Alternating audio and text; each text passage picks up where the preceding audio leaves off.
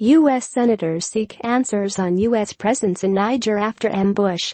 Washington, Reuters. U.S. senators said on Sunday the White House has not been forthcoming with details about the military's presence in Niger after the deaths of 4 soldiers there earlier this month, and they want more answers on U.S. operations in the West African country.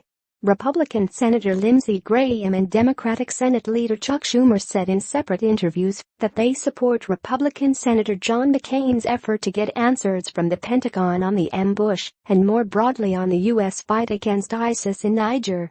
Graham and Schumer said they had been unaware of the large U.S. presence in the country and said Congress needs more information on what could become a long and open-ended involvement. "I didn't know there was 1,000 troops in Niger," Graham said on NBC's Meet the Press. "This is an endless war without boundaries and no limitation on time and geography," he added. "You've got to tell us more, and McCain is right to say that."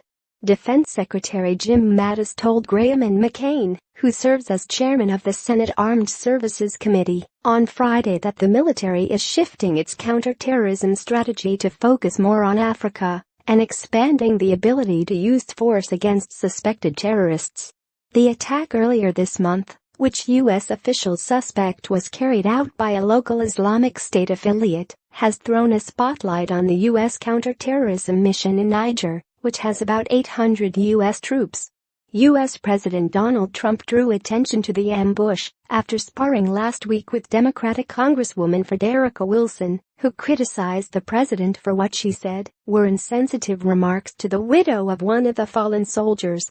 Democrat Schumer said on the same program on Sunday that he, like Graham, had also been unaware of the large presence of U.S. troops in Niger and is also awaiting more answers from the military this week. He said Congress may need to re-examine the current authorization for what he said could be a long, open-ended involvement in the country and region. "We need to look at this carefully. This is a brave new world. There are no set battle plans," he said, adding that Congress currently authorizes action as part of the authorization of military use that has been in place for 16 years since the September 11 terror attacks on the United States. "I would be for re-examining this. There is no easy answer, but we need to look at it. The answer we have now is not adequate," he said. Reporting by Valerie Volkovici. Editing by Dan Griebeler.